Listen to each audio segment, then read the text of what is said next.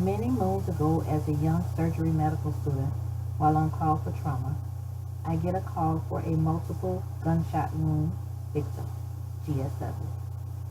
When my page goes off, I remember panic setting in. I called down to the emergency room and eventually went down. There was so much chaos. There was a shooting at a gathering, and the ER was packed with witnesses. I was stopped by security because I was a student and they didn't know if the shooter was among the crowd. It seemed like forever waiting for police. I stood there playing over in my head if this guy was going to die. Would I get shot if I tried to help him? The stench of blood, the sight of blood. I was thinking there's no way this guy is going to make it. I called the operating room and asked them for a XLAP, exploratory laparotomy setup, all GSWs to the abdomen laps. As I get off the phone, the trauma residents have made it to the ER. The chief resident asked why I hadn't called, and I told him that security hadn't allowed me to see the patient yet. He looked at me, and then he looked at the crowd. He said, "We can't wait on the police." And he was like, "Follow the blood, find the GSW, and get him to the OR." I turned and looked at the secretary, who was eating and smiling as if nothing was going on. And I said to her, "Ma'am, could you take down my name and tell my father if I get shot?" She looked at me, and she looked at my badge, and she said, "Okay, baby, I got it. I'll tell him, but you'll be all right. Don't be scared." I said, "Okay," as I turned around, hoping I wasn't about to get shot in my back. I started to follow the trail. I found the guy behind the curtain, and I introduced myself and said, "We gotta go." He was trying to speak, and I said, "Please don't talk." I stayed behind the curtain for what seemed like forever, trying to figure out how I was going to get him out. And by that time, other residents seemed to appear. There was so much blood. We grabbed a bunch of linen and put on him to cover him up, to keep him warm, and to try to hide him. Some of the other residents made a line in front of the patient to block the view. We were told to stay low, go slow, but fast. I and others moved the patient to the OR. I was sure I was going to get shot in the back.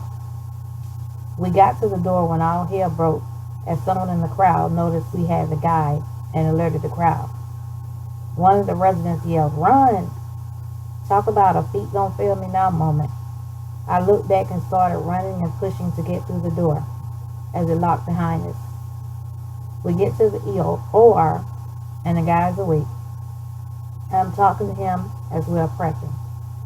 As a student, I'm tasked with keeping the guy talking to me, and then he stops talking. We lose his blood pressure. The surgeon asks for the nurse to call his partner for help, and she responds, "He's next door in surgery. He said he'll be in as soon as he can." The surgeon yells at me to scrub in. I hesitate. The nurse says she's a student, and the surgeon says, "Are you a student or are you a surgeon?" I look at him and I respond, "I'm a surgeon." He says, "You know how to scrub?" I said, "Of course." And he says, "Scrub in, surgeon." So I scrub. I'm dressed, and he says, "Only do what I tell you." He starts questioning me. "What do we have?" GSW to the abdomen. Said, "What does that mean?" XLAP.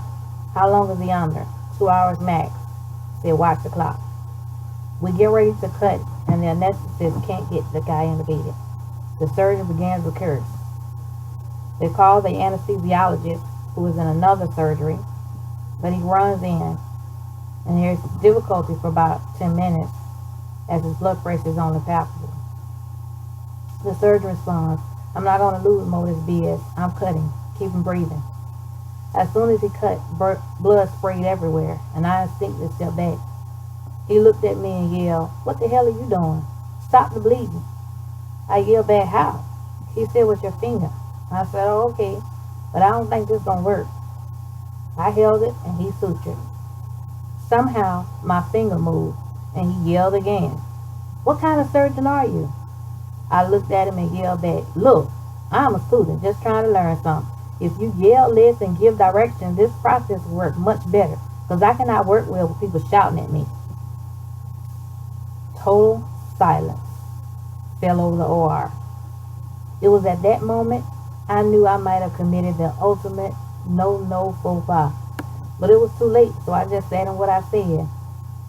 He then said, not yelled, put your finger back and do not move it until I tell you. After about 20 minutes, the bleeding stopped.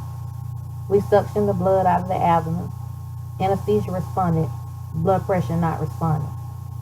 He looked at me and said, we got another bleeder, find it. As I'm looking through pooling blood, he said, the kidney.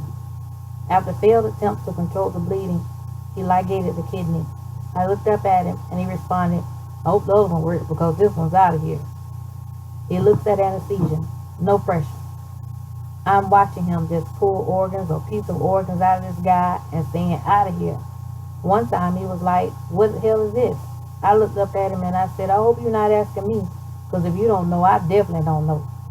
He responded, oh well, we'll figure it out later, and tossed it. The surgeon responds, keep looking. Where's the bullet? Where are the scans? The bullet entered the left chest, missed the heart, went through intestines, spleen, kidney, severing vessels through its tumbling or explosion. I look at him and say 15 minutes before 2 hours. He looked at me and said, surgeon, find the bleeder and fix it, or you're going to have to tell his mother you couldn't save him. I looked at the clock and said, not on my watch. I was elbow deep in this guy's abdomen. We found it, we stopped it. He even let me suture, and I prayed over that suture to hold. We packed his abdomen, and we left his abdomen open and placed the binder to tampen out the bleeding. The OR looked like a murder scene, and we were covered in blood. With 2 minutes to spare, we got a blood pressure. He looked at me and said, good job, surgeon. He said, now what? I said, we take him to SICU and allow his body to rest and return to the OR tomorrow for 2 more hours. He said, that's the plan if you keep him alive through the night. He said, time to talk to the family. This guy stayed in the hospital for months, and the last time I saw him, his abdomen was closing very well, but I had moved on to another rotation before he was discharged. He was the most positive young man, always in good spirits, always saying thank you. Everyone loved him. He always saw the positive side. And then, one day, I walk in, and there are flowers, cakes, cards, and all kinds of gifts. And I said, someone got some goodies. And the nurse says, Doc, there's a guy that has been here every day looking for you for about 2 weeks. But we couldn't give him out the schedule. I was like, I'm not from here, so who's looking for me? And she said, well, there he is at the desk. As I turned, the guy says, I'm not sorry, ma'am. I'm not dangerous. I'm not trying to hurt you. I just wanted to thank you for saving my life. I appreciate all you did for me and everything, from changing my bandages and washing me and taking me to the bathroom when I couldn't do anything for myself. He'd been released a few weeks ago and no one would give him information about me until he told them who he was and why he was looking for me. He described me, and since his release, he had walked every floor of the hospital looking for me. And this floor knew who I was, and so he decided to come every day, hoping to run into me. And then he saw me one day get off the elevator. He said he wanted to show his appreciation and knows this isn't much, but he was grateful. He had never known a black surgeon, and definitely not a woman. He was a targeted victim because he took up for someone. Well-known activist in the community, as a leader, the party was in his honor. He said prior to being shot, the shooter confirmed who he was, put the gun to his head, and pulled the trigger. He said people jumped the shooter, and others were shot in the process, but the shooter was subdued by the crowd on scene. He lost a kidney, a spleen, part of his intestines, and now he wears a colostomy bag. But he said he never lost his faith and good heart, and he's not bitter. After all, people risk their lives to save his. but God. I digress. And that's my story. Trauma life. Full circle.